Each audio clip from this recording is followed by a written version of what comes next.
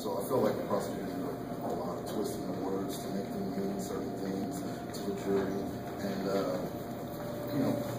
court is based off of presumptions, in my opinion. So I just think a lot of the jury's inclination to vote guilty was based off of the presumptions that were given to them by the district court. Do you think they're given a fair trial? Yes.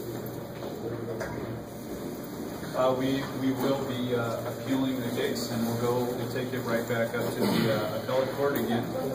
Yeah. We'll be filing a appeal immediately and taking this right back up to the appellate court, where it was 2 years ago. It would have been nice to have had this ordeal over with for Mr. Jackson, but we're not going anywhere. We'll keep fighting, yeah, we'll take it to the next level. Mr. Jackson, yes. Are you surprised by this verdict, or what are your feelings for this outcome? In a sense, I'm not surprised.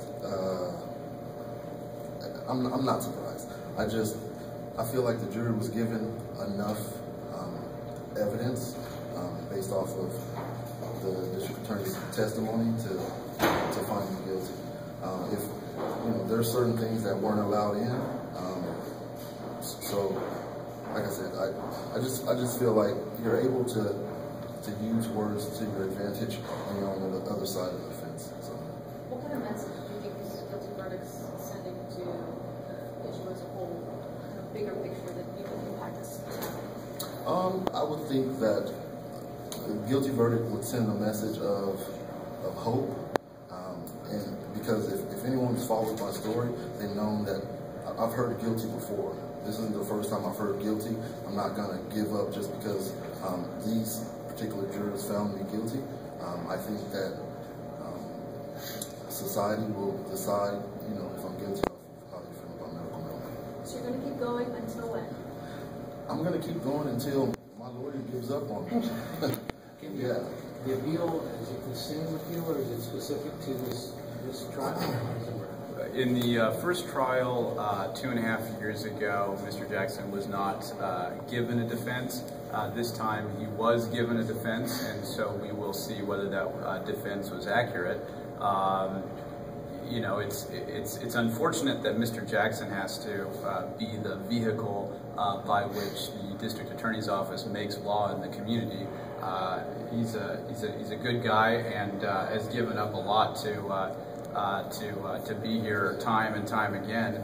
And I asked a question to the district attorney's office in my closing statement, that is, where do medical marijuana patients get medical marijuana? This case is about prosecuting individuals who run dispensaries. And just so that we're clear, if the district attorneys can prosecute Jovan, they can prosecute any dispensary in the county of San Diego. I have other cases in which individuals are growing it at their house, and those people are prosecuted under Health and Safety Code 11358 for cultivation of marijuana.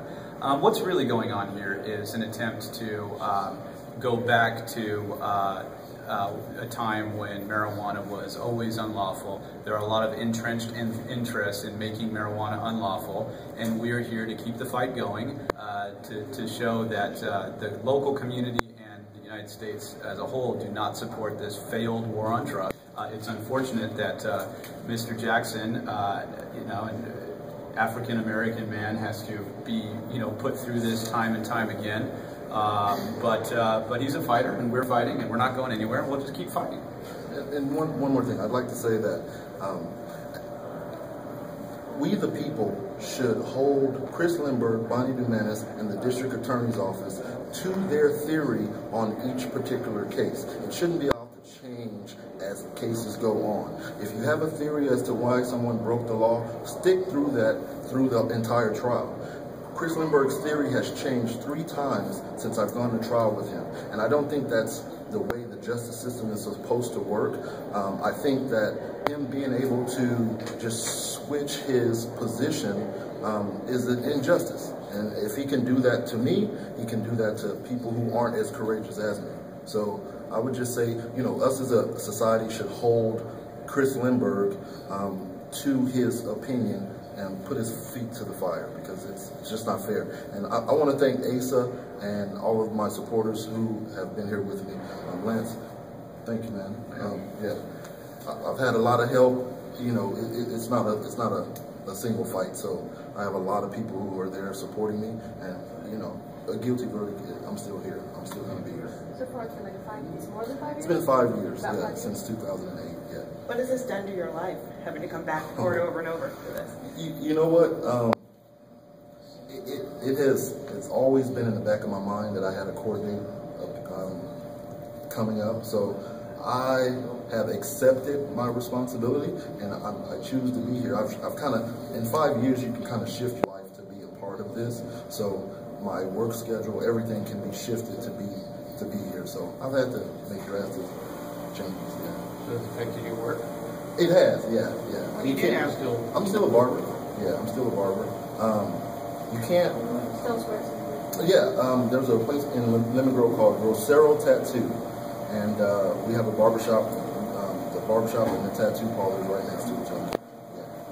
Your first and last name, Lance Rogers, Rogers. May I ask your age, Mr. Jackson? I'm 35.